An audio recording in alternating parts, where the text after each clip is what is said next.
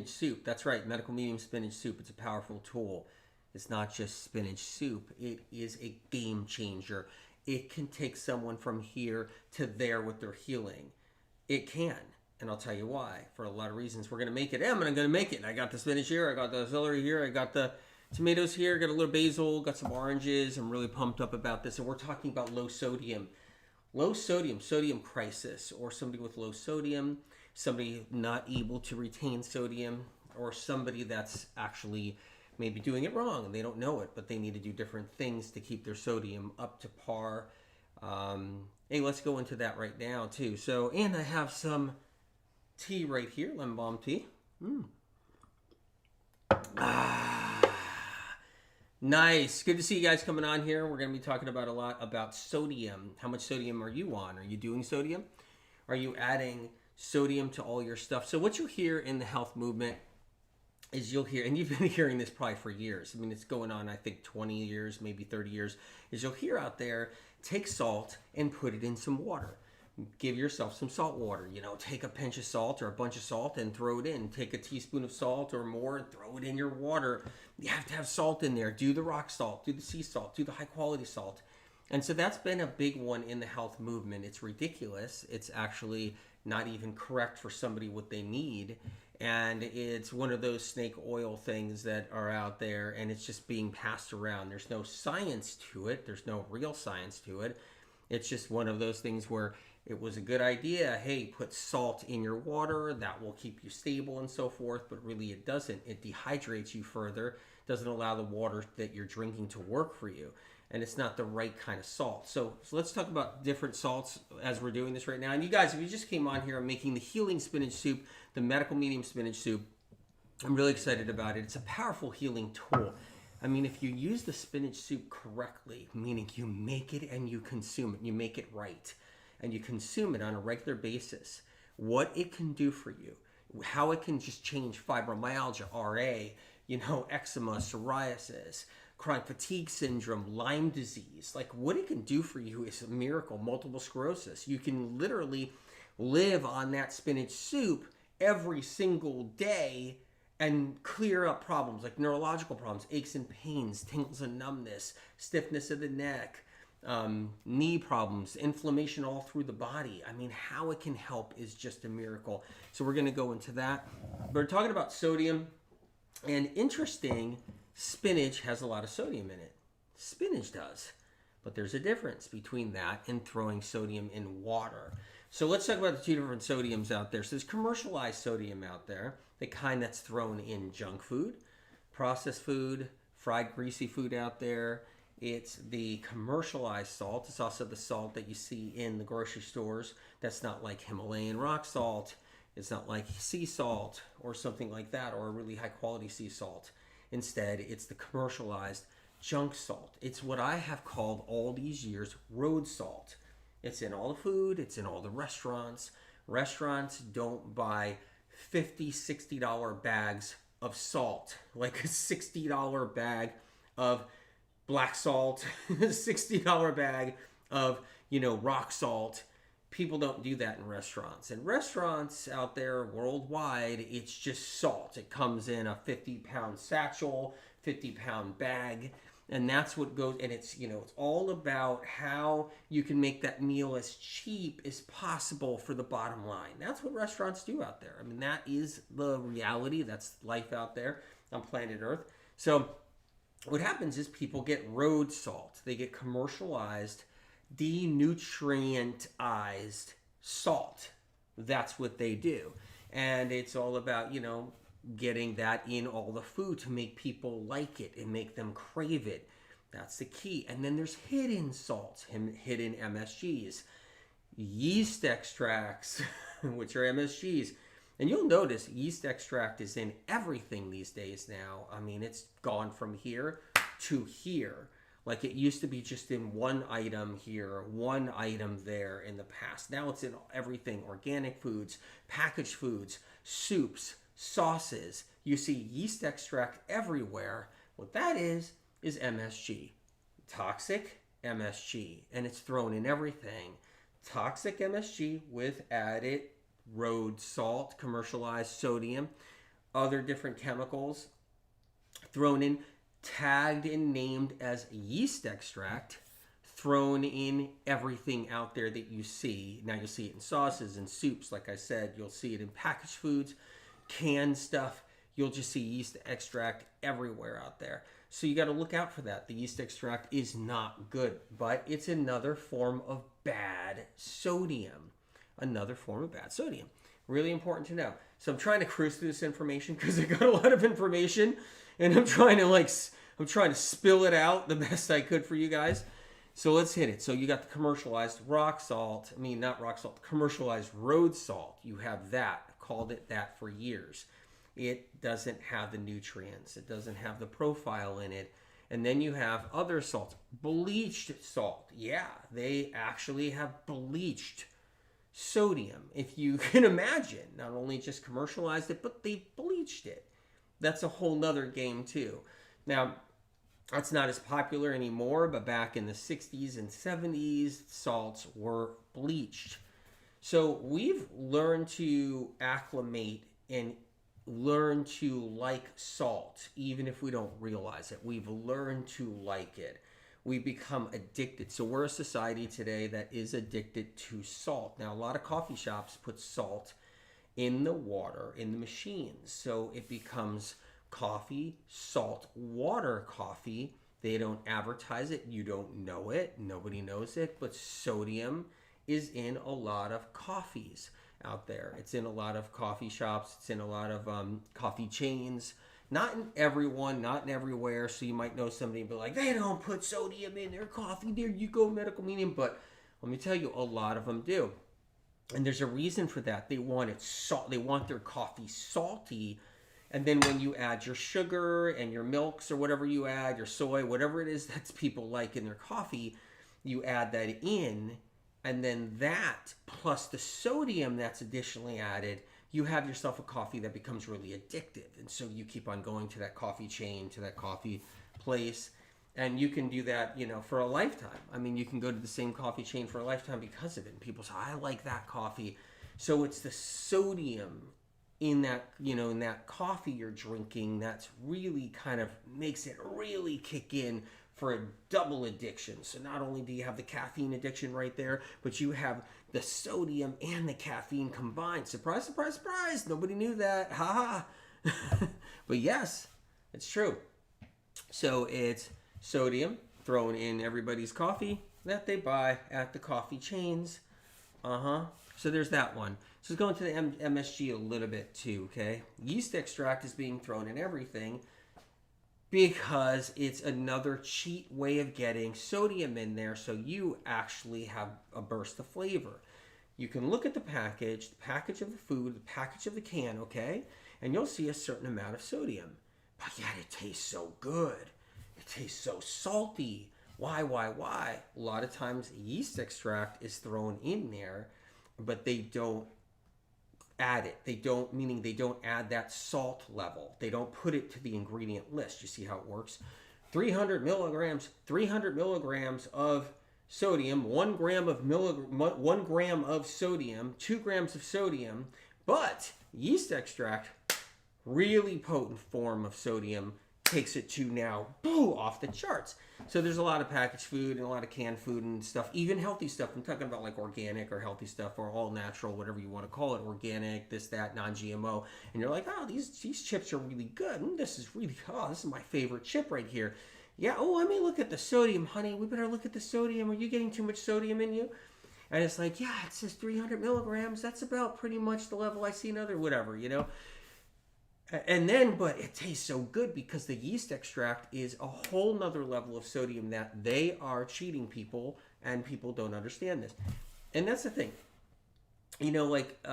These are hidden things that no one's talking about. Instead, they're talking about other things medical medium brought to town over the years. They're talking about the fragrances now. They're talking about the citric acid now because the medical medium. They're talking about so many different things. They're talking about the natural flavors now. But yeast extract, that's a whole nother one. So I want to get that out there because people need to look out because it's rocketed. It's taken off. And I want people to look out for their health and their well-being. And that yeast extract is toxic. It's toxic, not just because of the MSG, which is one reason why it's toxic. I mean, they're actually selling MSG more than ever before now. People are sprinkling that stuff. Looks like white asbestos. They're just sprinkling that stuff on everything. You know, MSG. People are buying MSG. MSG is good for you now. It's like absurd. It's insane, but that's what I mean. How do you heal chronic illness when so much is happening out there like this? So let's get into it a little bit more. In the sodium world, the yeast extract is a hidden sodium right there. You got to look out. MSG, natural flavor, hidden sodium. In a lot of situations, natural and organic flavoring, right? Sodium, it's another level of it. MSG, another level of it. And then it doesn't have to go on the package, so you don't see it on the package. Instead, but it's in there, and you taste it, and you become like a sodium demon. Like it takes over you. That's like literally an addiction, and you know, people have to deal with that. I'm gonna have a little sip of lemon balm tea, and then I'm gonna continue. If you guys are okay, damn, so addictive, right, Kim? Exactly. All right, let's go. Talk about sodium deficiencies in people. Like they end up going to a hospital and they get their blood tested. Their sodium levels are down, and first of all, there's a couple of things to understand. A lot of people go to the hospital, and it's not because of a sodium deficiency, but they don't know why the person's really struggling. They don't know why the person ended up there with a fainting spell or whatever it is. They don't know why the person ends up, they're not sure what's going on. The person goes to the hospital, not sure if they're having a heart attack, they're having a stroke, what's wrong with them? Did they faint? Are they dehydrated, right? All these things that have to be checked out. All the boxes have to be checked when people go to the hospital. So what happens to a lot of people that get food poisoning or they get sick, their sodium levels drop. And depending on what time of day and what time of night and so forth, depending on what kind of stress they're under, how hydrated they are, depending on how much water they consumed. If they're consuming too much water, their sodium could drop. If they're consuming too much water and they're not consuming enough like coconut water, they're not having spinach soup, they're not having enough celery juice. Maybe they're only doing 8 ounces, 16 ounces of celery juice, but it's not enough for what they might need. But a lot of people out there, just in the conventional world alone, end up at the hospital with low sodium. And a lot of people end up in the hospital because they've had a stomach bug, or a flu, or they don't feel good, or COVID or something, and they end up in I said the word, we'll see what happens. They end up in the hospital and they do all these tests. They're like, what's wrong with these people? And they find that their sodium might be low in that moment. And so they instantly go, well, okay, we got to hook you up with a salt bag. You got to get an IV bag. Got to get IV, and you get the salt bag is what they do. They hook you up. They bring your sodium levels up. They're like, okay, we're good. We brought your sodium levels up. But people don't realize that one thing is sodium levels that the conventional medical model lives on is sodium levels that are determined from a high salt diet for decades. In the last 60, 70, 80 years, they've been determining that salt level, that number that they believe a normal human being should sustain or hold. That number is too high to begin with in the conventional model. This is a mistake made. Now you have to realize they've come up with a lot of different numbers throughout the decades. One number back in the late 40s, mid to late 40s, was B12. So they were able to determine, hey, we can look at B12 in people. And so the 1950s and 1960s came along, and it was all about B12. But they determine somebody's number, but they don't realize in a B12 situation how life has changed, the amount of stress people are under, the amount of pollution people are under, the amount of radiation people experience which don't even realize it. And here's a side note right here. Don't mean to go off the beaten path, but you got to be really careful when you're hiking on trails and you're in mountainous regions and stuff like that. You got to be careful that there's a lot of testing that has occurred out there in different places, in different lands, and there's a lot of radioactive areas. And you got to be careful because people walk right into radioactive areas, and then, 6 months later, 2 months later, their nails are falling off their hands, and they're having all kinds of different problems. But that's another note I want to talk about because it's happening more often than people know. All right, so you guys coming on here, making spinach soup.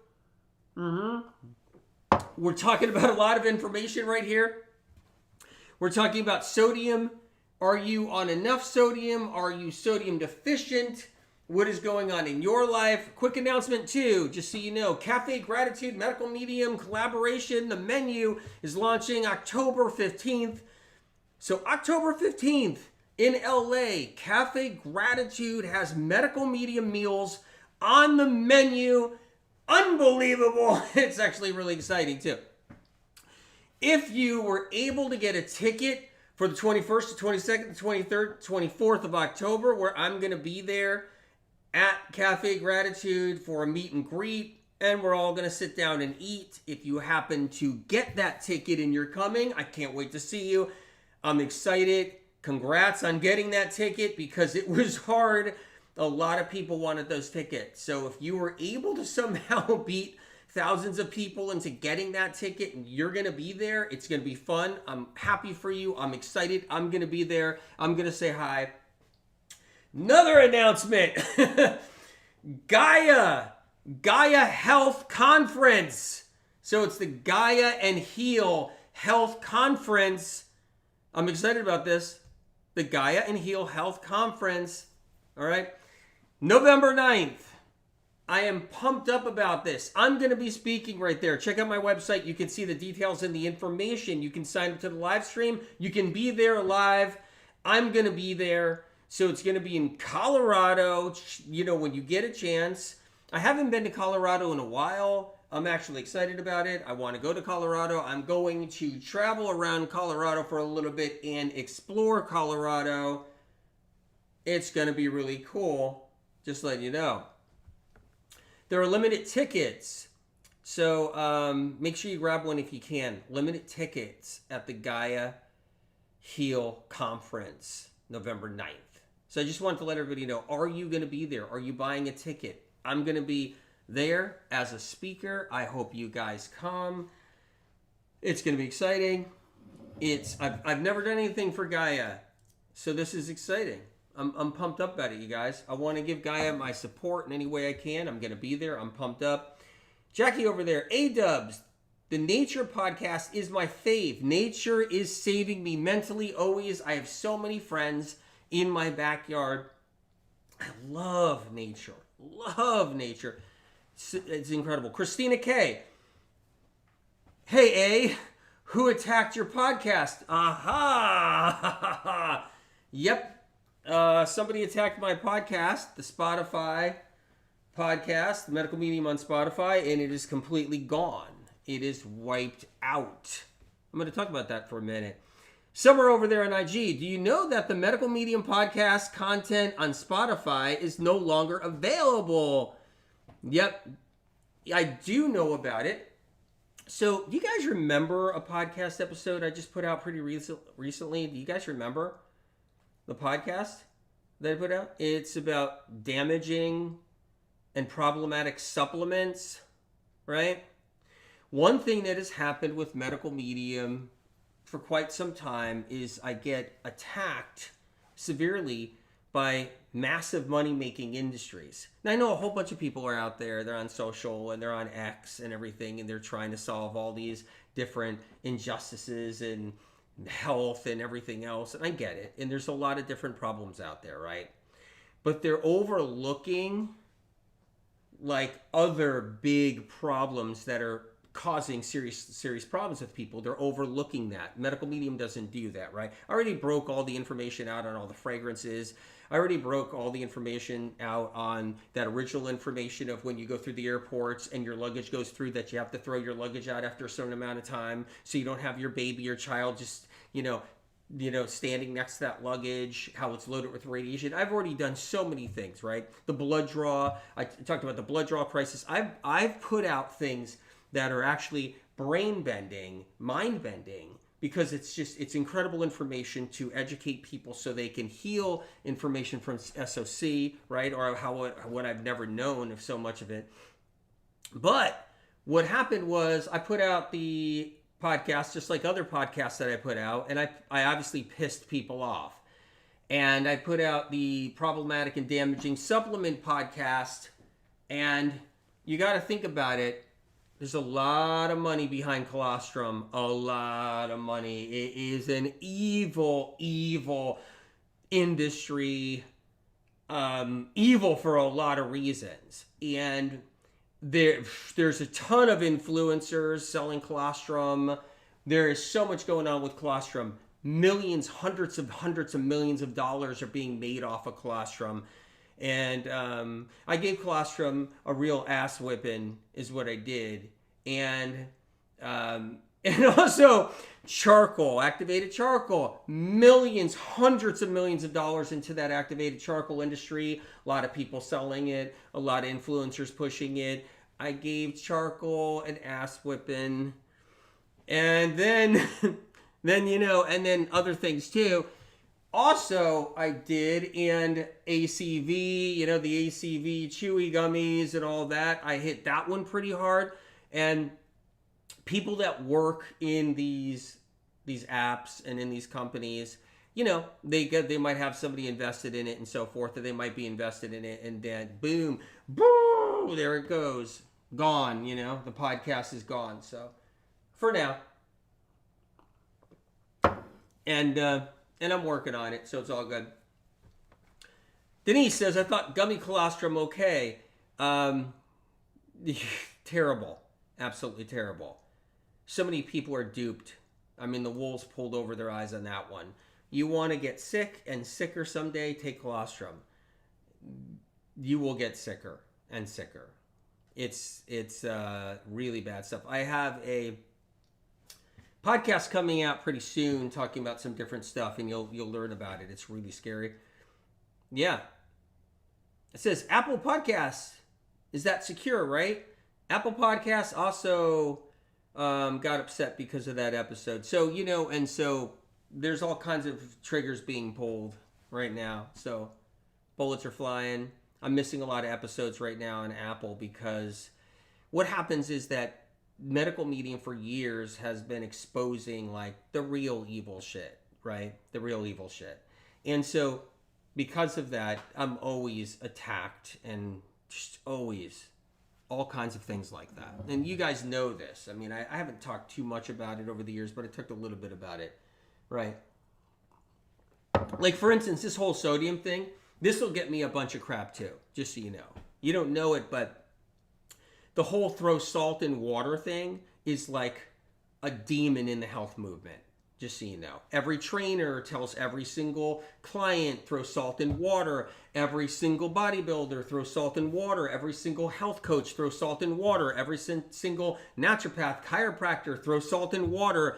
That's a demon in the industry all on its own. Like the crap I'm going to get for talking about how that's BS to throw salt in water, how it's problematic, and there's and all kinds of things about it. So, but this is how it works. I mean, and you get original, unique information from Medical Medium all these years when nobody was doing anything. If you even go back 5, 6, 7 years ago, right? 8 years ago, 9 years ago, and I was publishing information that was mind-blowing and people didn't even know on any level. So much of it's been poached and stolen, but the point is like, what was everybody doing? All they had was some Eat Better books out there. It was like paleo books. That was it. Just, some Eat Better books was about it. Nobody knew anything about what caused illness, sickness, symptoms, conditions, true causes. Nobody uttered heavy metals. It was just, it was ridiculous. So a lot of years, I put up with a lot throughout the years. You guys have no idea how many times I've been attacked and jabbed at and stabbed in the back and everything else, because you're not supposed to do that. You have to behave, and you have to act like a Roman. You have to be a Roman. You have to behave. You can't look out for the chronically ill. God forbid you do something that's really for the chronically ill, like really looking out for them, stopping them from from saturating their intestinal tract and colon with colostrum and charcoal, stopping them from destroying their teeth and bones with ACV. Like, the industries became monsters, billion-dollar industries. So all it takes is me putting something out there, and they still fear a little old me. It's ridiculous. All right, let's go into sodium a little bit more, and I'm going to be making a spinach soup in a couple of minutes too. What you see is this beautiful pile of spinach right here, which I'm excited about. And I'm gonna like show you tricks on like making a really good spinach soup. And it has to do too with good oranges and good tomatoes. But if you can't get good oranges and good tomatoes, we can do something else. But we can still make that spinach soup and get it to taste great in the whole bit. All right, so let's hit it a little bit more on the sodium front. There's all these hidden sodiums, and then there's also techniques like putting sodium in water and drinking that in that fashion all the time. It's not a great idea for a lot of reasons. You're salting. When you put it in water and you do it that way, you salt your organs. You can actually get a liver shutdown or a case of pancreatitis if you salt your water too heavy. Just so you know. You can put your liver in a catastrophic situation if you throw salt in your water. Yeah, because what happens is it's a main line to putting salt into your liver. It's different if you made a tomato sauce and grandma threw some salt in it. There's a big difference. And still, that's not the best thing in the world because everybody's so salted out.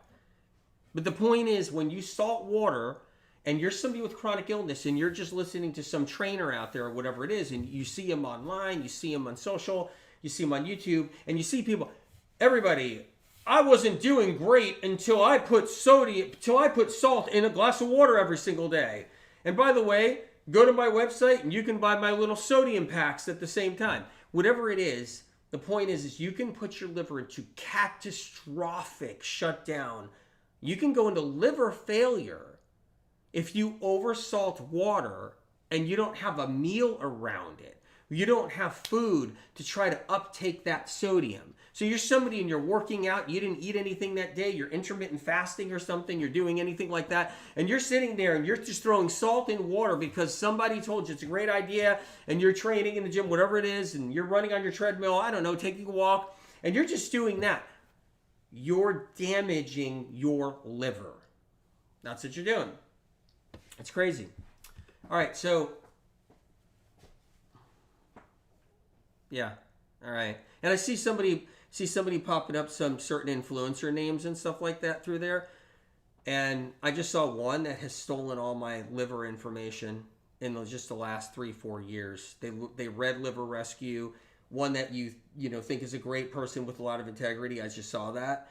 And that person, I won't say their name, that person hijacked half of Liver Rescue, and then they were teaching it on their YouTube channel and everything else. It's sickening. And I just saw that person like, hey, yeah, this person. Yeah, that person took Liver Rescue information. It's stuff I got to live with, but whatever. Okay, let's go back a little bit more into the sodium aspect of things. It's key to have sodium come from places where other trace minerals are attached. Okay, so that means if you use a good sodium, like sea salt, right, it's going to have other trace minerals. If it's a high quality sea salt, if it wasn't stripped, it's going to have some trace minerals. If you use a good rock salt or something like black salt, it's going to have those trace minerals there, right? It's going to help, but you still can't abuse that and throw that in water. And that's what you're doing. You're just, throwing that in water and sending it down. You still can go into liver shock and shut your liver down for half a day. And if somebody's really sick, you can shut it down even longer and eventually into liver failure if you don't know what you're doing. And then nobody knows what happened to you. You go to the hospital, nobody knows what happened to you. So that happens to people every day because of salt thrown in water. Okay? So let's keep that in mind. So even when you use these good salts, like a good Himalayan rock salt, like a good sea salt, or a good black salt, even if you use that, you got to be careful and use them sparingly. I'm not totally against those salts. I'm not. You can use a little bit even on medical medium dishes. But you got to be easy on the sodium too. You can't use a lot of that. You'll blow out your palates, you'll blow out your taste buds, and you'll acclimate to an addiction level of acclimation. And you'll be like addicted to sodium, and you won't be able to live without it when you're cooking or making your food or making your raw dishes. You won't be able to live without it. And what's going to happen is you're going to lose your taste to food. You're going to lose your taste to other things. And you won't be able to acclimate to those other things you need, like parsley, being heavy on parsley. People are adverse to parsley. They don't want to put a lot of parsley in their food. They can't handle it. So, including like a low-fat dish or meal, they don't want a lot of parsley. Do you ever see anybody put a head of parsley on a piece of salmon or a fish? Do you ever see that? No, they won't. It's like a sprinkle of parsley on dishes, whether it's fish, whether it's meat, whether it's something else, whether it's a steak, whether it's whatever. The sprinkle of parsley, right? Somebody makes an egg omelet. How much parsley is going in an egg omelet? Probably none, really. It's probably just a few like red peppers are put in there and a couple of other things, right? Onions, right, in your egg omelet. The point is, leafy greens are not eaten enough, and leafy herb greens are not eaten enough. They're not in people's diets. They're not there. And we need those because those contain sodium, but the right kind of sodium. And we also need those because we need to acclimate to their flavors, just like cilantro. How many of you guys now have gotten a lot of metals out of your system? You've also acclimated to the flavor of cilantro. You could only do so much, and now you can do a lot of it. You could only do a little bit, now you can do a lot of it, right? The cilantro. This is important to know. And what happens is that if you oversalt everything and you're killing everything with salt, you're never going to acclimate to foods that will be very important to you when you consume them on the right levels and the amount of the amount you need. And that calls for spinach too. If you're oversalting everything, you're never going to enjoy a piece of spinach. Really, truly enjoy it because that's where the sodium should come from. Same thing with celery as well. So when we're over-salting our food with the good salt, because that's what you're thinking too, some of you guys, because I know some of you guys are like, I use the best salt. I use the best Himalayan salt. I use the black salt. I use the good sea salt from way up north. I understand. Those are the ones to use. But if you overdo it, you're never going to acclimate properly to the foods that your body and your organs need and want. You're never going to be able to acclimate to that spinach, to that celery, to those herbs, to lemon. You're not going to be able to really acclimate in the places you need to do so, which are critical for healing. And here goes the next level. The sodium in celery is not the same sodium that they're putting in all the food. It's also not the same sodium as the rock salt and the good sea salt and the black salt is either. They have a subgroup of sodium in celery. I've talked about that, sodium cluster salts. Okay, it's not only a macro sodium is in celery, which is the best sodium, the best one. Not only a macro, but a micro sodium in celery. So the celery has a micro and macro sodium in it. Very important to know. There's a reason for that, right? This is medicinal sodium.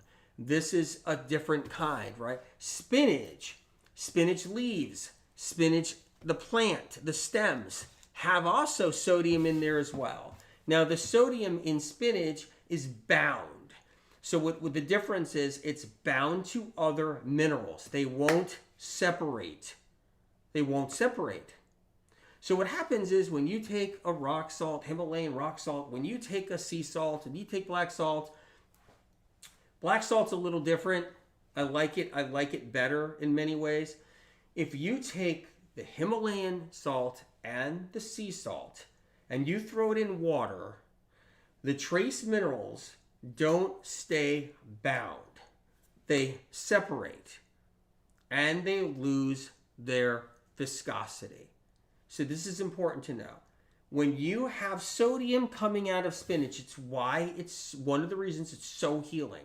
When you have sodium out of spinach in your diet, in your bloodstream, it stays bonded to certain trace minerals. which makes that sodium last longer in your system and not a flash in the pan and then boom, it's in your organ and that's it. So here's the key right here. Big one right here.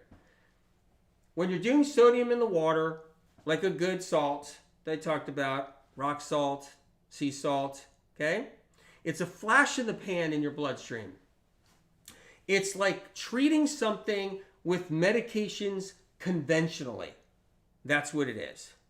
It's like treating something conventionally with medications, right? Keep that in mind. It's not the deep-rooted long haul of fixing things and healing things. It's the conventional model mindset. You put salt in there, it's in your bloodstream and gone. It's a shining star and then it burns out. Understand that. This is a big one. So people are getting salt hits. And that's what happens with yeast extract and natural flavoring. Those are MSGs. Those are salts. Salt hits. So you're getting these quick, these quick highs. Like salt drug highs. You guys see what I'm saying? So what happens is when your trainer's like, yeah, you just put salt in water. That's what you need to do. Get the good salt. Make sure it's the rock salt or whatever, Himalayan. And you do that and you're getting a quick hit. So you're getting what's called like a salt high. It only sits in your bloodstream for a certain amount of time, gets discarded, or a hunk of it gets buried and crystallizes. So what's happening to a lot of people's brains is they're getting crystallizations from salt deposits in their brains. Namely, MSG is one of them, or MSG bound to other salts. So what happens is that sodium can build up over time, harbor a nice safe haven in your brain or brainstem, and become crystallized as the years go on, and you can literally have these salt deposits in your brain that MRIs will be able to detect as years go on, and you're getting older and older, and they're just going to say, Mrs. Smith, you have Alzheimer's. Really, you got metals, salt deposits, scar tissue, and all kinds of other things growing in there. So you want to minimize whatever can grow in your head. Dr. Fahn right there.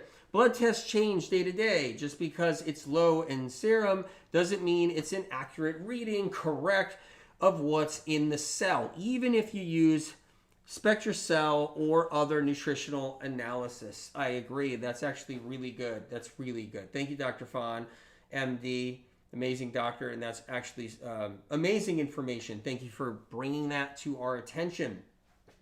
Which takes me to another area I want to go really quick, which is, the reading, the salt reading in your blood work, in your blood test, Salt reading should be lower than it is what it should be. They have it on the modern world's salt level, the modern era salt level. They have it in the 1950s spectrum of where sodium should be when everybody had the salt shaker and every single meal was salted heavily with not Himalayan rock salt, not pink rock salt, not black salt, not sea salt. Everybody's shaker had the road salt in it. The 1950s is the stat they use for how much sodium should be in your bloodstream. That's what they determine should be your sodium level. It was in a day, in an age of every single meal had a salt shaker at the table, and every man salted the crap out of their food. Didn't matter what it was. This is what happened. Doctors weren't like, watch your sodium, Mr. Smith. Watch your sodium, Mrs. Smith. No, they weren't. It was like that. So it was, everybody was salting the heck out of their food. That's what they were doing. That was the 1950s. And it was the road salt. And that's the measurement they're throwing on you today. There it is. They never adjusted it. They never did the science to actually really determine what's good, what's bad. And so what happens is if you threw up one night, you got a little food poisoning, maybe you got like, the norovirus, maybe you got the stomach flu, something hit you, you've been throwing up for a couple of days, you can't really hold food down, you go to the hospital, they're going to say it's your sodium. They're going to say it's your sodium. Your sodium's low. You're in a sodium crisis. This is what it is. Say you're somebody with a neurological problem where you have a weak neurological system and you're having a flare up, or you're partially dehydrated, you don't have enough glucose to your nervous system, and you end up in the hospital that night because your husband brought you in, and you're going into the hospital again because you can't really feel your arms well. It's not a stroke. You've been down this road. You had every test. They think it's multiple sclerosis. They don't know what it is. You're back in the hospital. They're going to say, ma'am, your sodium's low, and that's why you're dealing with this. Your sodium's low. And that's what they're going to tell you. That's how it rolls. So keep that in mind. Especially if you're not able to get what you need in you, it's another thing, your sodium's low. Back in the 1950s, the TV dinners were born. The TV dinners were so high in salt, it was off the charts. Everybody was saturated in salt in the 1950s. That's the test they use still to this day, and that's what's going on there.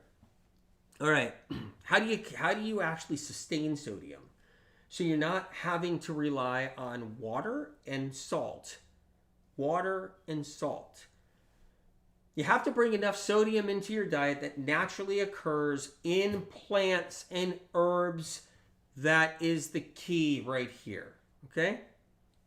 So in this glass right here, I have lemon balm. Not particularly high in sodium.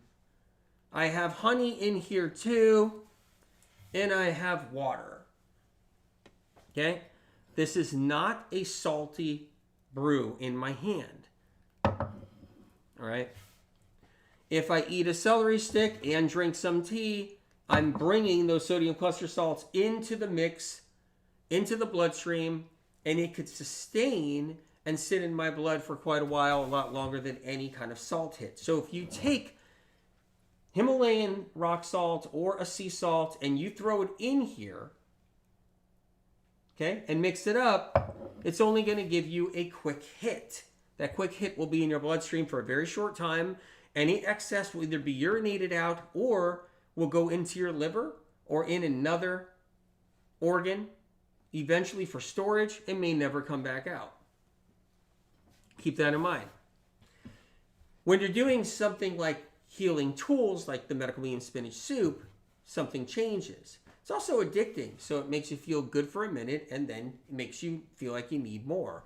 Salt is really highly addictive.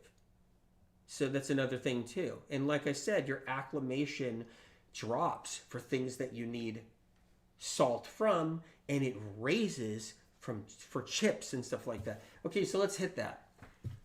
Why are you addicted to chips? How many of you guys, I want to ask you this question right here. Can you be honest? I know you guys will because it's a medical medium community. So tell me this, are you guys eating chips? Are chips getting in your way? Are you eating the really what's called clean chips or healthier chips? What kind of chips are you consuming? Give me a rundown on that if you guys want. How many bags of chips have you had in a month? Julie says, I've been addicted to chips. Congrats for being honest and telling me. That's amazing. Crispy, yeah, chips addict. Hey, listen, by the way, I'm not judging anybody on this chip thing. You need to know that. Like, I totally understand. Like, you need to know that I understand. I'm not judging you on any level. This is important. I'm not. Crispy, you're doing chips? Very addicted to salty snacks, says Kim Miller. Me. No, I see a no. Oh my God. Okay, so clean chips. You crave clean chips, right? So they're all better chips. Everybody, you guys are doing a lot of chips, right? Okay, I see a couple of names of some brands, right? Okay, I see another brand name of chips. Whoa, you guys are all doing that chip. No wonder why it sold for $1.2 billion. No wonder why it sold for $1.2 billion. You guys are eating all that company's chips. Amazing. All right, so here's what happened. So you're not doing your spinach soup. You're doing chips. That's what's going on. All right. There's no shaming here, and there's no judgment. I understand life is hard, and I understand getting a nice bag of what seems to be a healthier chip, salty and crunchy. Completely understand. Okay? Yep. Yeah, I mean, it's a higher quality, right? A higher quality sea salt is usually added to like better stuff out there. You'll see sea salt, you'll hear that. So I want everybody to know it's okay to use a little bit of salt if you want to use a little bit of salt. It's okay to use a little bit of a high quality Himalayan rock salt or a sea salt, okay? So like the meals, the medical medium meals at Cafe Gratitude on October 15th, they're easy on the salt and they use a really high quality sea salt, okay? But remember, it's not thrown in water and just thrown in water. Plus, they're easy on it. So I like a little bit of that here and there, okay? And I like that. But what happens is that restaurants put a ton of salt in stuff. I mean, they just put grams and grams and grams of salt in stuff. And those crunchy chips, yep, they're going to be salty. And they're going to have that edge. So here's the key. What has you coming back for those chips so you stay addicted is the salt content. Keep that in mind. Along with stuff like yeast extract in a lot of those different chips, along with natural flavors in a lot of those different chips, all different forms of sodium thrown in there, okay? And MSG and so forth. So that keeps you going. It's this addiction to salt. That's a big part of what it is. So you're going to want to go and get those chips because you want that salt. If you don't have salt on those chips, you will not be eating them. I promise you this, if they were saltless, you would have 3 chips a week at best. And you'd be looking for salt from something else to dip the chip in something salty. So you got to understand, it is the salt that you're addicted to. And that salt, over time, on that level, builds up in our organs and so forth. But it also knocks your ability away, your natural ability to gravitate and consume things like the spinach right here. It takes away your natural, like, palate and your body's natural connection to something like spinach. Instead, you're going to hear something out there, spinach is bad for you. Oxalates, oxalic acid. That's not true. That's not true. And this is a raw spinach soup. There's a big difference. Spinach is one of those things that if you cook spinach, some tannins can come out, okay? And that could be, you know, one thing too. It happens when you cook spinach, a little tannin will come out.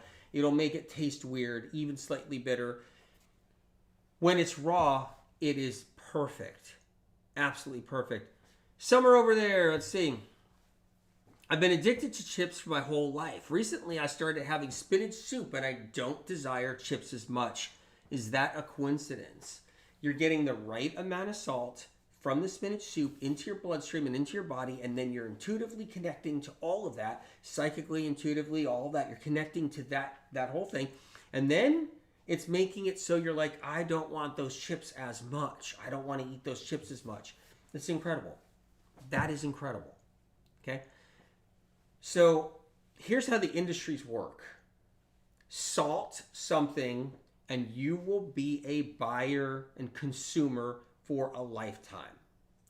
Make the chip somewhat a better, healthier chip, so-called better, healthier chip, and salt the crap out of it, and you will eat even more of them because in your mind, they are a healthier chip. So then you feel safer and better to actually consume that chip, and you're going to be addicted to that chip because of the amount of salt on that chip. And you are going to be a buyer of that chip for the rest of your life. What that sodium is going to do over time, it's going to build up in your organs, in your liver, and your brain and create problems. Another thing it's going to do, it's going to stop you from making the connection you need to make to a medical medium healing tool or a healing herb or healing green. It's going to prevent you from acclimating to something that could save your life and return your health back. And you'll be addicted to this other stuff that the salt's in. it'll be preventing you from actually learning how to consume the right kind of salt, which is what you see in my hand, and you'll pay for it one way or another as time goes on. God, you guys are so addicted to chips. Totally understand. Not making fun of anybody here. Baby, and over there, it's like the more I put salt on my meals, the more I have cravings for chips or something. Yes, that's another thing too. That's how you eat more chips. So the thing is with chips, eat chips till you're sick.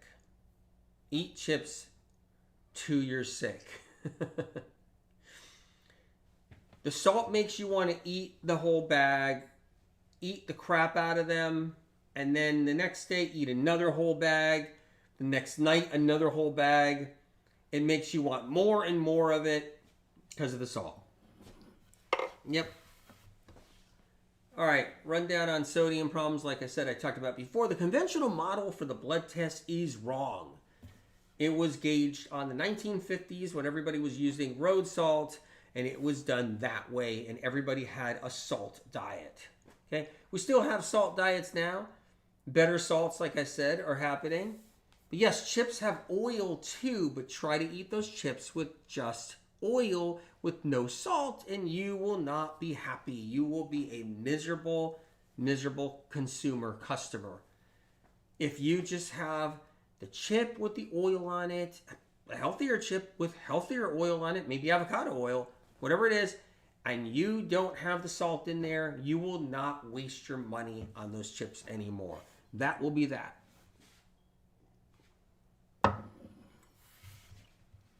All right.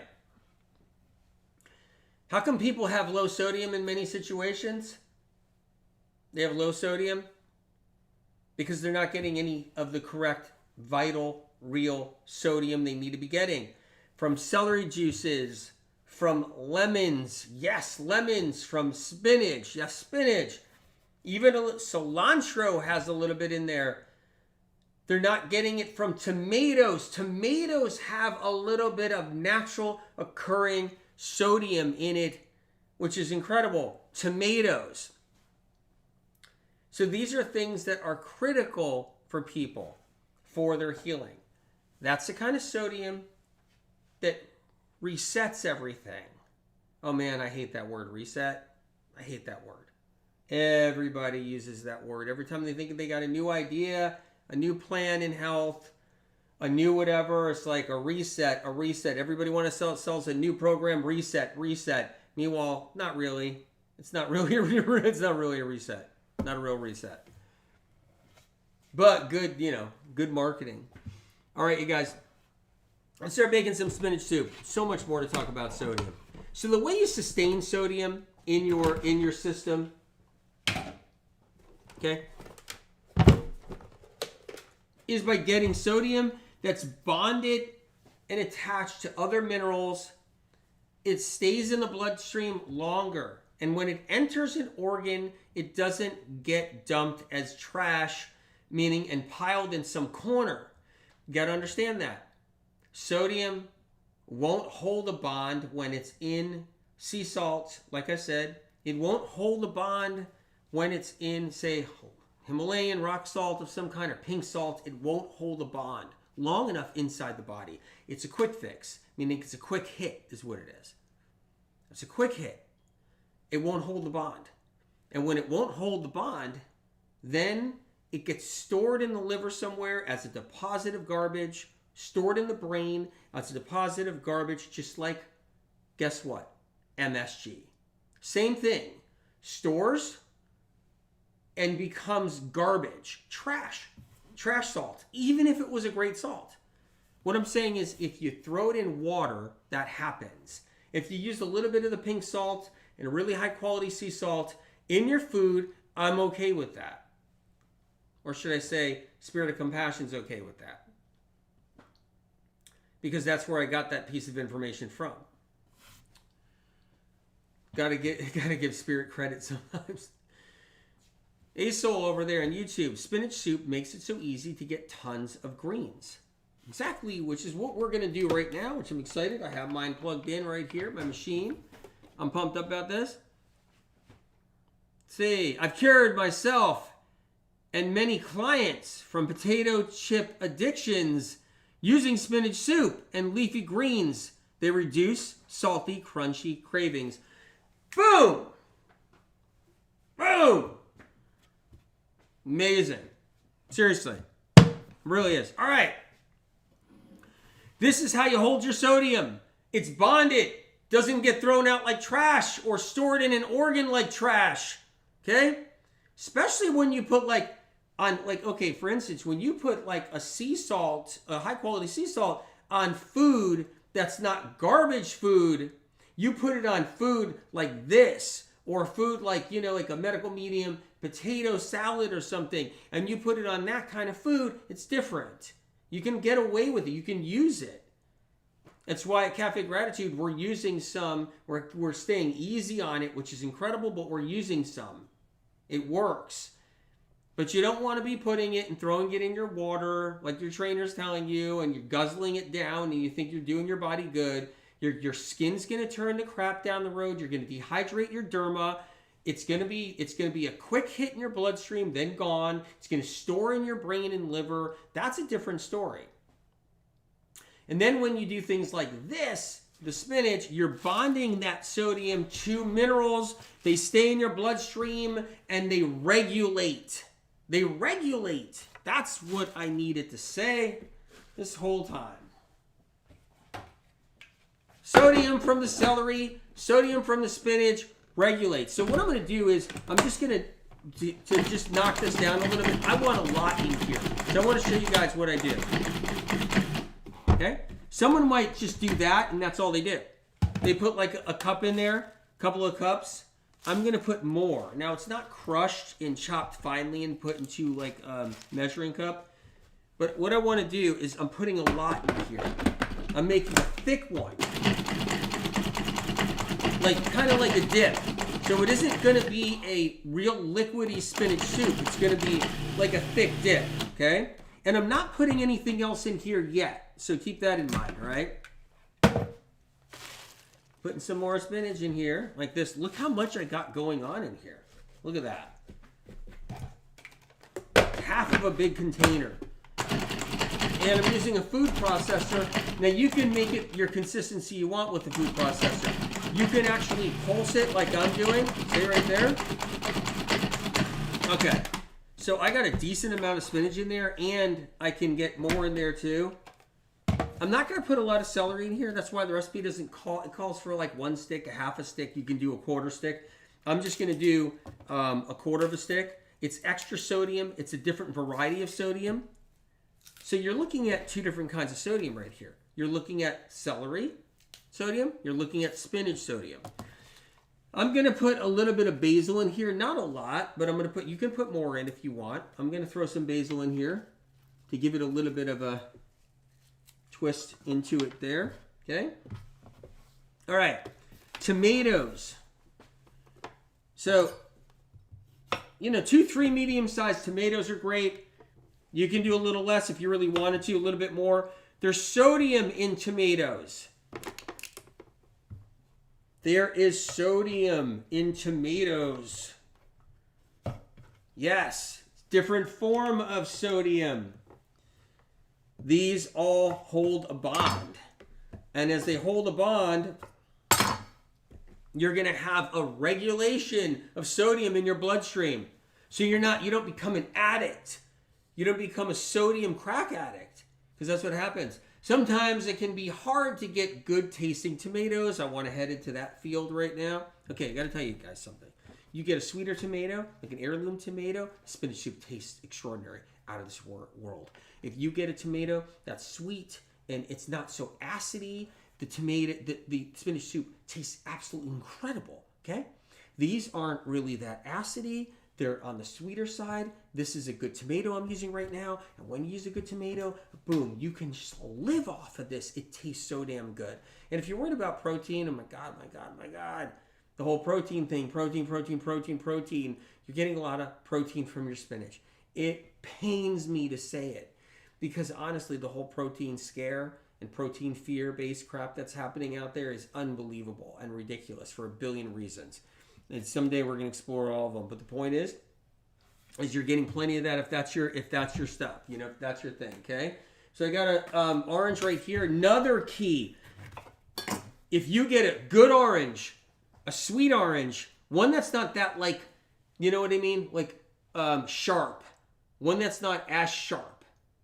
If you get an orange that's smooth and it's sweet, and you have tomatoes that are sweet and also smooth, not as bitey, you can make this taste so good. Now, if you can't do that and you got whatever tomato, and that tomato seems really like kind of more on like the, you know, acidic side where it's acidy, even though it's an alkaline fruit, even though if you get one of those,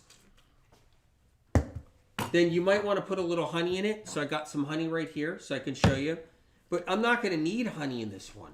I have great oranges, sweet oranges. Orange season is in the U.S. is hitting right now. Right? So I'm putting a little orange in here. And here's the other thing.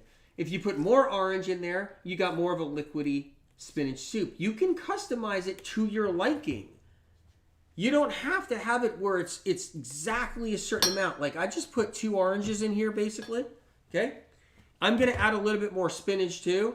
Now, garlic, if you're sensitive where it's too harsh for you, try only putting a little bit. I'm putting a small clove of garlic in here right now.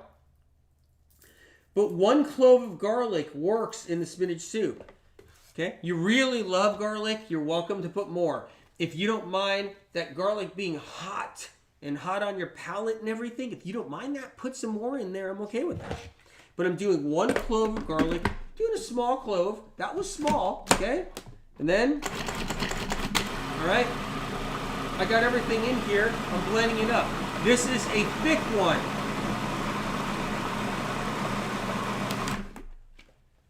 And guess what I'm doing? Would you believe it? I'm adding the rest of the spinach. I'm making this a really, really thick spinach soup. So good when it's like that. So good. Look at that. Right there. If you want to put a little more orange in there, you can. A little bit more garlic, you can. I put basil in there. I got a half a celery stick in there. You can put a whole celery stick in there if you want. But this is the way I'm making it right here for myself. My favorite way. My tomatoes are decent. They are tasty.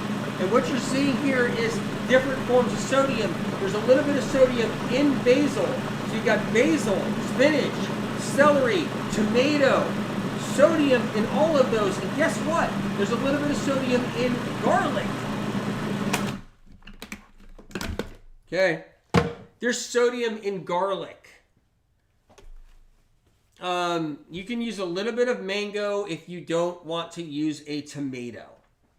You can use some mango if you don't want to use a tomato, okay? Now, on the spinach soup, I could do a couple of different things. Let's see. Couple of different things you can do with it. Aha. What is the best option here for something that looks kind of cool? I'm going to go with this bowl right here. Nice ceramic bowl. Okay. All right. Move this over. Okay. Right there.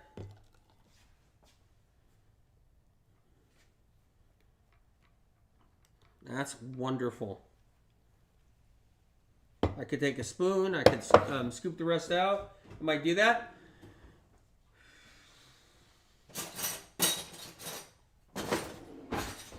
Get some of this out. I could have even made this thicker. Could have done that. Definitely.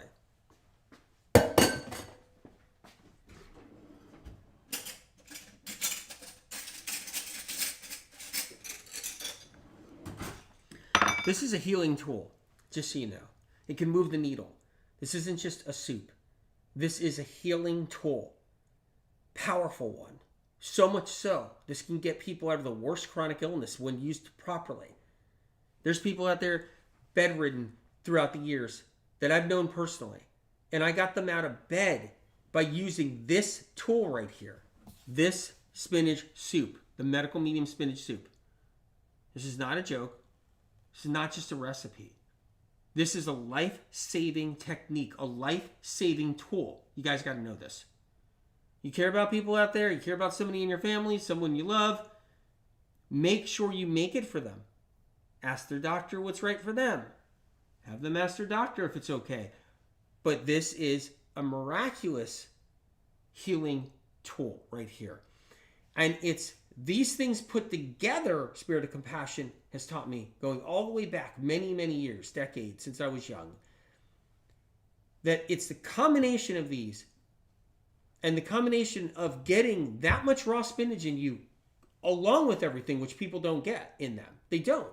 It's the combination of all of it put together and the sodium being all bonded and the different varieties of sodium. This is next level for people's healing. This can get people out of wheelchairs over time.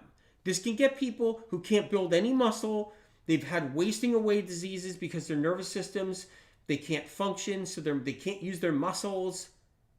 This is the kind of tool that gets people out of hell and brings them into the heavenly light of healing. It's this right here. This is a profound tool from above. People don't know this, but it is. It's a miracle for people. And I'm not trying to sell anything. I don't own any spinach companies. It's critical. Okay, over there on YouTube, it definitely moved the needle for me on day 6 of the Advanced 369 Cleanse. Gratitude for being amazing. This trauma with me in my lifetime, or this time, it's amazing. I gotta tell you guys something, okay? Like, influencers these days, they won't hold anything unless they're getting paid. That's just how it works now. Nobody's paying me for the spinach soup. I just want the chronically ill to heal. That's all that matters. This is a tool that does it.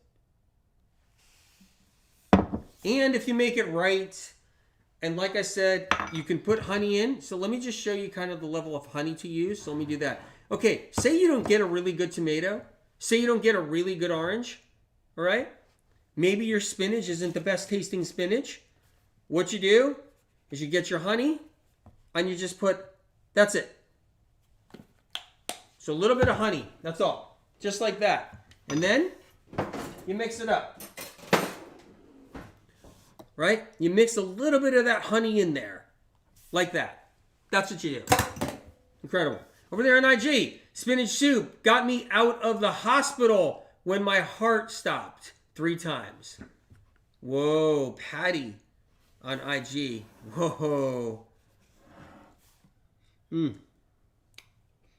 So good. There's a taste, there's a flavor when it's done right. So good. Over there on IG, how often do you eat the spinach soup? Every single day. You can eat it every single day. Caitlin over there. Like you said in the podcast, having spinach soup for 28 days for dinner and life-changing. Life-changing. Dinner is life-changing. Incredible. Yeah.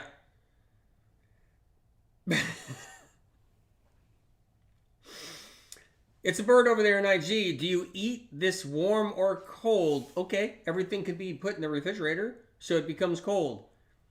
I don't heat it up, so it's not heated up. It's not cooked. This is a raw spinach soup. But you can take your spinach out, put it on the counter, and you can let it warm up, room temperature. You can put your tomatoes out on the counter and let them warm up. You can keep everything on your counter and let it warm up. When you make it, it'll just be room temperature. That's the way I eat it.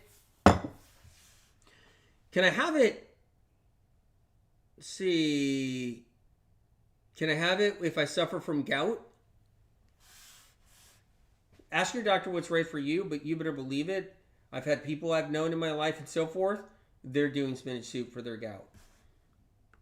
Just don't do your spinach soup with a big fat steak, because if you got gout, and I'm not making fun of meat, don't do your spinach soup with a big pile of beans either, and don't do your spinach soup with a big pile of nuts. If you got gout, you don't want to be eating a lot of protein. If you eat a lot of dense protein like animal protein, which doesn't mean that's the protein that works, whatever, but the point is, if you're doing any kind of protein, a high protein, spinach protein, much different. It's a different kind of protein. But if you do like a whole bunch of bean protein where you're just doing a big pile of beans and you got gout, you might get in trouble. If you do a big pile of nuts and you got gout, you're going to be in trouble. You'll get in trouble. If you do a big pile of meat and you got gout, you're going to be in trouble. So what I'm saying is, yes, the spinach soup is great for gout. It's great for everything. And it just is. It's a liver healing tool. Steph over there on IG, spinach soup helped bring me out of the darkness of chronic fatigue. Okay, it's amazing that you said that, because I'm going to tell you right now, okay? Back in the day, back 30 years ago, and even earlier, when I was helping people, they're coming to my office every single day from around the world. All right. I had so many people on this healing medical medium spinach soup tool from Spirit of Compassion. And I watched people who were being carried in by their family because their chronic fatigue was so bad. I've watched them go from that condition to months and months later with the spinach soup being one of the tools and one of the most important ones they were using at the time. And I've watched them just come out of that fatigue. So what you're saying right there, it's incredible. If you guys don't have the medical medium books, get a hold of one. Go to the library. Get it for free. Get the Cleanse to Heal. If I were you and I don't have the medical medium books, or all of them, get Cleanse to Heal out of the library right now. Get medical medium new edition book 1 out of the library right now. Get the Brain Saver out of the library right now. Get the books. Read them. Take them into your heart and learn how to heal. I will post the spinach soup recipe in the Instagram broadcast channel. Make sure you are there. Are you guys listening to the Medical Medium broadcast channel on IG? Are you guys listening? I've been leaving some messages lately. Angel messages and so forth. Are you listening to my Telegram messages? How many of you guys are listening to my Telegram messages? Because I'm leaving a message every single night. Sometimes it's really late, but I leave messages every single night, angels and so forth and all of that. Just healing messages from Spirit of Compassion. That information is coming from Spirit of Compassion as I'm leaving it on Telegram, just so you know. Cindy over there on YouTube, I feel fantastic whenever I eat the medical medium spinach soup. My digestive system loves it. So good for gastroparesis, so good for digestive troubles. Oh my God, so good. Incredible. I saw somebody who said they feel fantastic. Again, Denise, I started my health journey with you almost 3.5 years ago. It helped so much. I haven't had it in a while, but now we'll make it next week. Incredible. And you hung in there for 3.5 years, even with all the different attacks I get from all different angles, from the apps and everything else, the different shutdowns and different censorship. And remember when TikTok, I don't think you guys remember, but I was heading up to like 1 million subscribers on TikTok, and my TikTok videos were in the millions of views. We were getting the word out about chronic illness, and TikTok, they got rid of the entire account, and they didn't allow a way to reach them. They did it so they didn't leave any data behind for me to ever contact them. And when I finally found somebody in there, they wouldn't help. When I found somebody through somebody else and everything, and they wouldn't help. And then, if I told you the rest of the story, your mind would be blown what happened with that TikTok account, with what they did. Your mind would be blown. They purposely deleted it. And then they waited exactly 6 months to the day before they changed a guard that I was in contact with. And when they changed that guard, the guard said, exactly 6 months to this day, we can't reinstate your account now. Someone was actually guarding over the 6 month period so I couldn't get my account back. Talking about sick? That's sick. I'm thinking about a lawsuit too for censorship on that one. So I'm actually working on that, and I'm preparing for possible other lawsuits too. And we believe we have enough data and then some. So it's just sometimes, you get pushed too far and you have to pull a trigger. Tired of being harassed. So anyway, you guys, incredible. This spinach soup, very, very healing. Make sure you bring it into your life. Other tips for sodium levels: add lemon to your water. Let's hit that real quick. I can't leave you without some other tips. Can't. Okay. All right. So I was never a big one for drinking gallons of water a day. You know what I mean? Like throughout the decades, throughout the health, all these years of the health movement shifting and changing, medical media bringing information into the health movement. 3/4 of the health movement has been changed and shaped because of medical media information. The other quarter is the same old BS. But the point is that in the health movement, it was always drink water. Back in the 80s, 90s, drink a lot of water. And people just drank and drank and drank. No results to all their conditions and symptoms, but drank lots of water.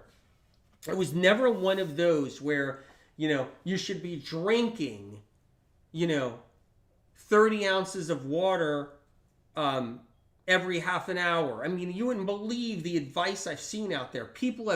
You can drown yourself. Your lungs can fill up with water. Your bloodstream can thin out too much with water. So medical medium information was always about adding solids to water. Do you guys get what that is? Adding solids to it, right? Adding lemon. This isn't a lemon right here. I can grab one really quick. But adding lemon to your water. Lemon holds sodium. It holds other solids, calcium, the minerals, the metals, soft metals we need, magnesium, right? So lemons hold these. And so what happens is when you squeeze lemon in water, you just diverted a chance to drown. Doesn't mean you still can't drown yourself, with drinking too much water, but you completely you've diverted that possibility to happen easily. So what happens is with lemon in water, it allows, that sodium to get to where it needs and hold and stay bonded with other trace minerals to keep electrolytes high so your water isn't thinning your bloodstream out empty.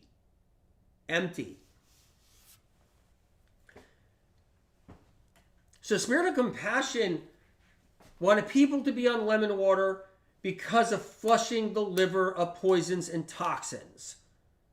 Flushing the body of poisons and toxins. One of those ways of doing it is lemon has detoxification, like detoxifying minerals that can help push out garbage, junk, and pull it out, right?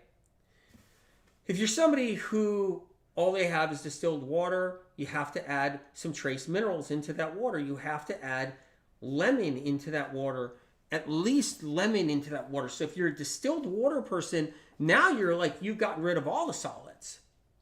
Okay? RO, reverse osmosis, there's still solids in there. Keep that in mind. Most RO systems leave some solids in the water. Distilled water, distillers, they get rid of all the solids.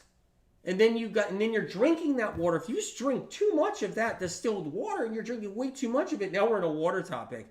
I gotta do another live on this. Maybe I'll do a podcast or something. But you're drinking distilled water, you can get in trouble because there's no solids in that water. Okay? Plus, Distilled water might take something from you that's good because you're using water. You have to have solids in that water. It's critical. So lemon, this is medical meme information, just so you guys know. And if someone's poached a tidbit here and there throughout the years, there's nothing I can do. But either way. But what I'm trying to say is that the lemon water added to water makes it so you have less likely chances to drown in it. You have also electrolytes keeping that water strong so that you don't collapse those neurotransmitters. So if you're somebody that's chronically sick and you got neurotransmitter problems and you got neurological problems and you're not well, your nervous system's struggling, and you're just drinking water and water and water, it's not going to be a good thing. You have to have water that has something in it, solids, like coconut water. Coconut water has solids in it. So that's the whole point. It has sodium in there. It's got different minerals in there, trace minerals. That's what coconut water has naturally occurring. Same thing something similar is when you take lemon and you squeeze it in water. You're doing the same thing. You're putting solids back into that water. But with lemon water, you're actually flushing out the liver. You're actually flushing out, the body's organs. You're flushing that junk out. That's medical medium information. I said a million times that I'm not the first guy or the first person on this planet that decided to cut a lemon and squeeze it in water. I never said that in a million years because it's not true. Just frankly, it's not true.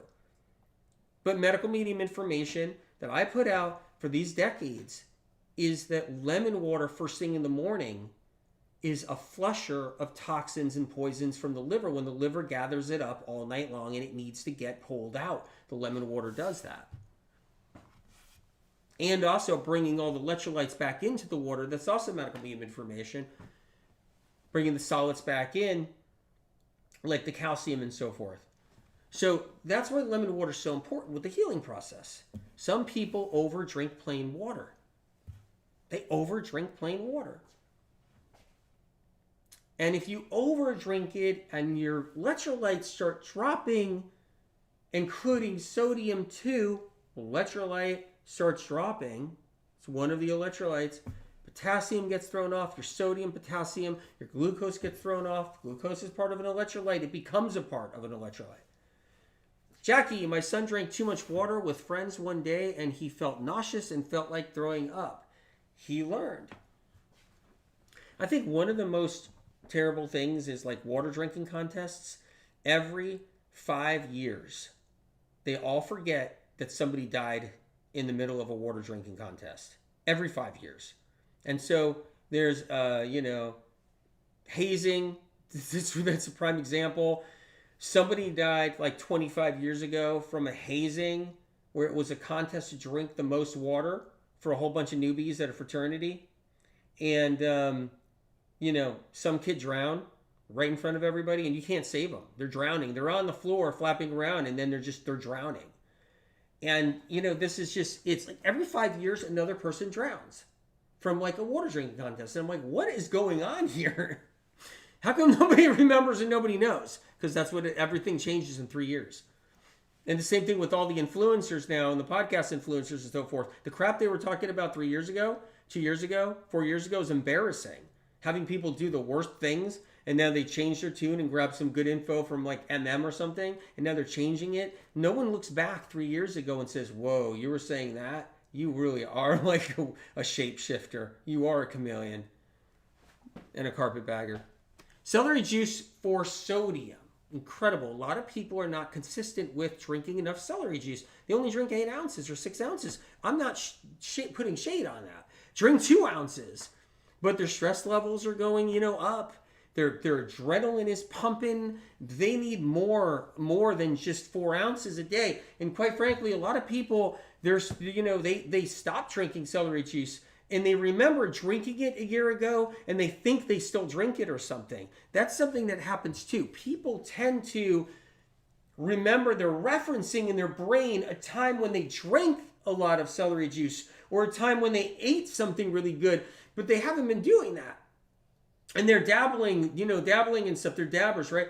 And they're dabblers and they're doing that. But they don't remember like, You haven't drank celery in a few months. You had one glass of celery juice a month ago.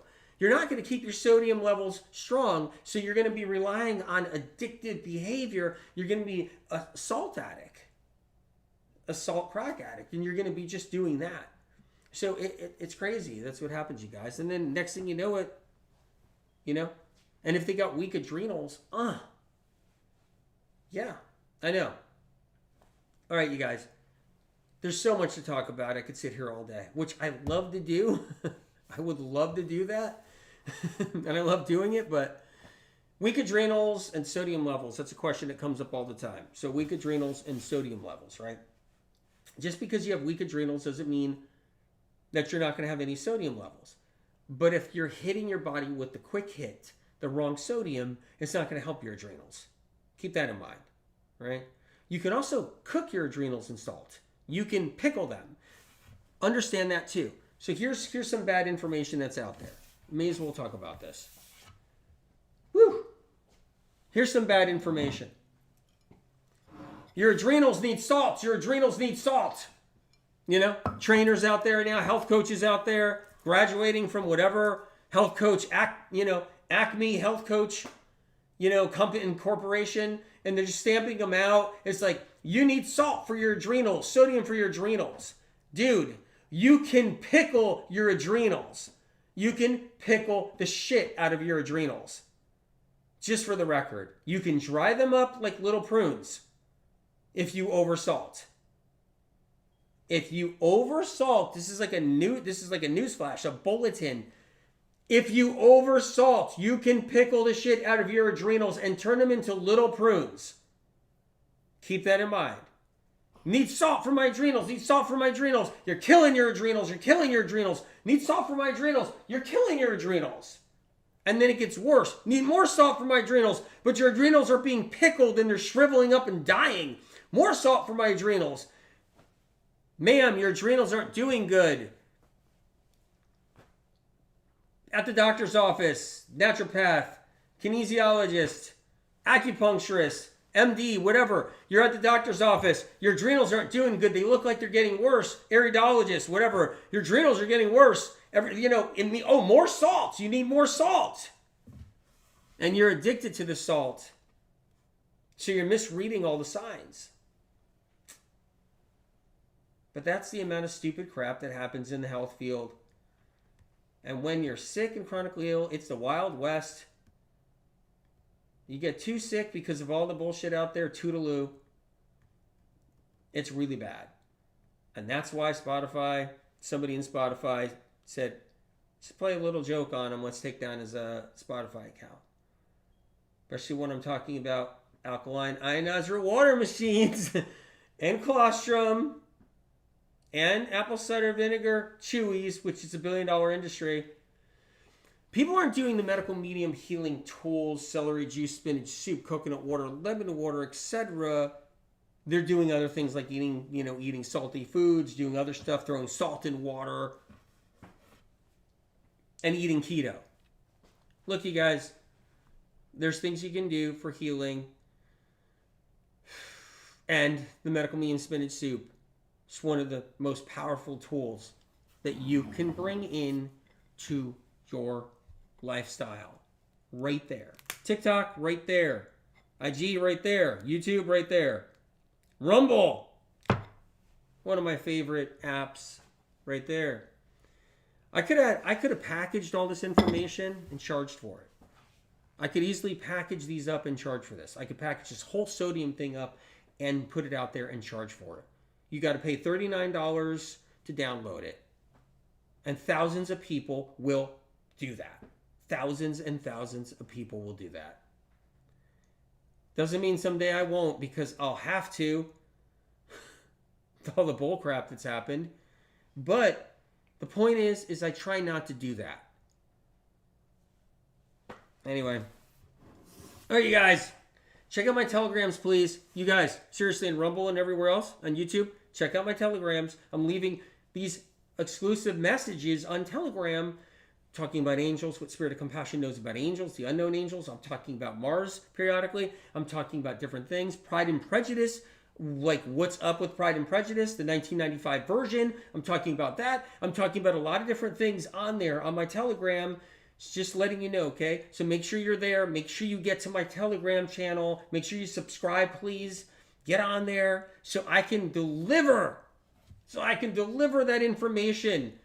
Deliver those exclusive messages for free with information. And make sure you sign up to Medical Medium Inside Scoop Instagram broadcast channel, please. Because I only want you to get the information so you can heal and move forward. The other night, I was on there leaving a 1-minute message, and I was talking about taking my supplements, and I was taking my Vimergy supplements. Right here is the propolis, there's the B12. You know? You guys know I endorse those guys because I've never seen stuff out there like that ever. Get ready for Cafe Gratitude launch.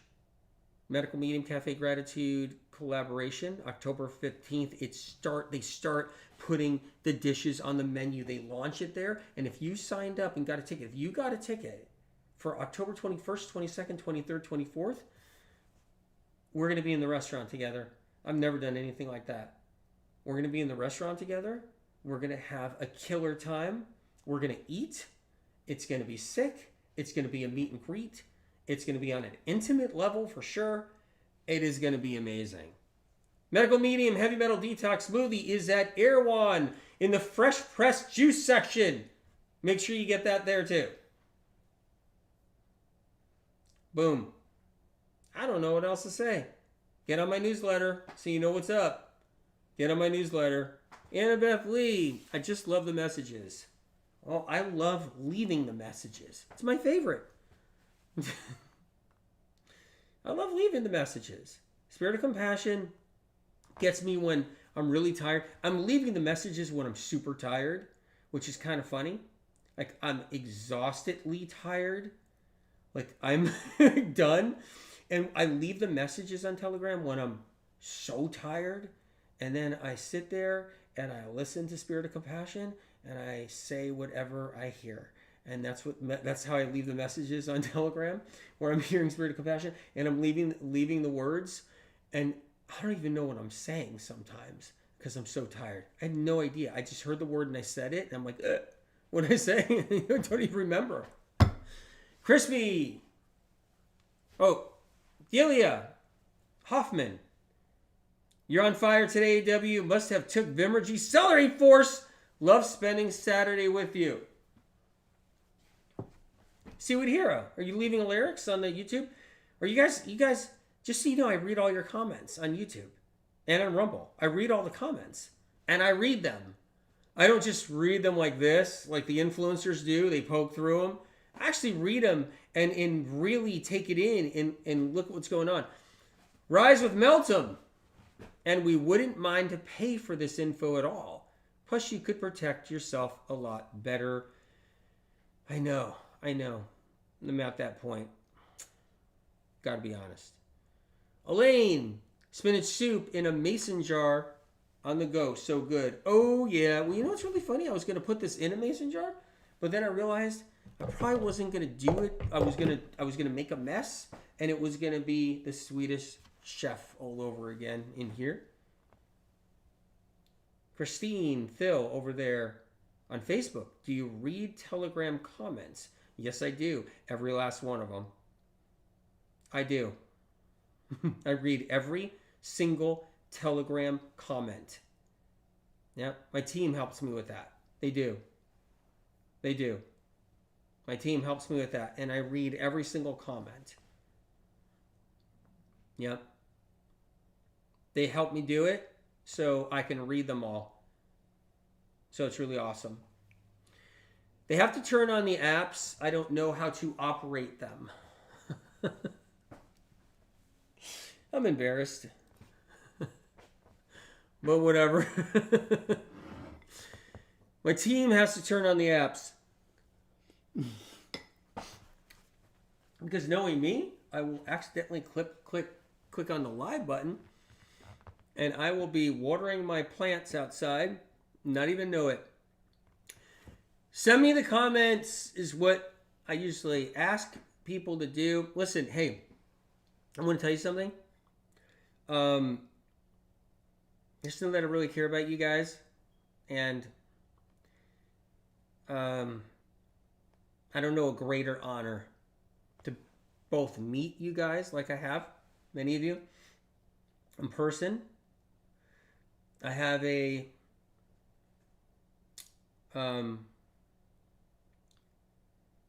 memory process that is unlike any other. I have an ability to remember, which is really cool. I don't know how I was given that gift. Spirit of Compassion said it has very much helped in many ways.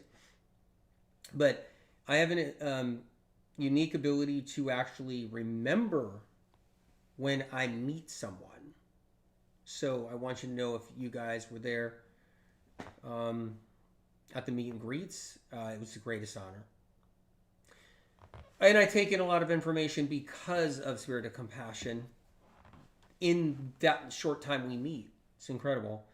Karen says over there, I love the spinach soup. It has been a life changer for me. It is so good for you. Oh my God, it's so good for you. But the Cafe Gratitude Medical Meme collaboration, I'm going to tell you guys, that's like your next level. It's in 9 days and counting or something like that. Yeah. Cold White Spring. Good to see you. Cold White Spring, May. Good to see you. Anyway. All right. I love you guys. Off I go. You guys, by the way, there might be like, we might get a visit from like, we might get a visit from, the fly on the wall. We might get a visit from the fly on the wall at some point. I'm letting you know. I don't know if the pirate is going to make a visit, but Dr. Jahobi might make a visit. Dr. Nesbitt might make a visit at some point. Feel the same way, Cold White Spring. And I think, and even Samantha. Although Samantha changed her name. So yeah, might be a Samantha visit and a Bryce visit. Uma, there might be some visitations. Yep. There really could be. There could be a year of humor coming up in 2025. There might be a new year of humor mixed in. Although I don't know how much that really helped me over the years. I know a lot of people were agitated by my humor. I just can't please everybody. I don't know what to do. All right, you guys. But you guys are cool? All right. I will see you. I'm going to have this, and I am pumped. I'm going to eat that whole bowl.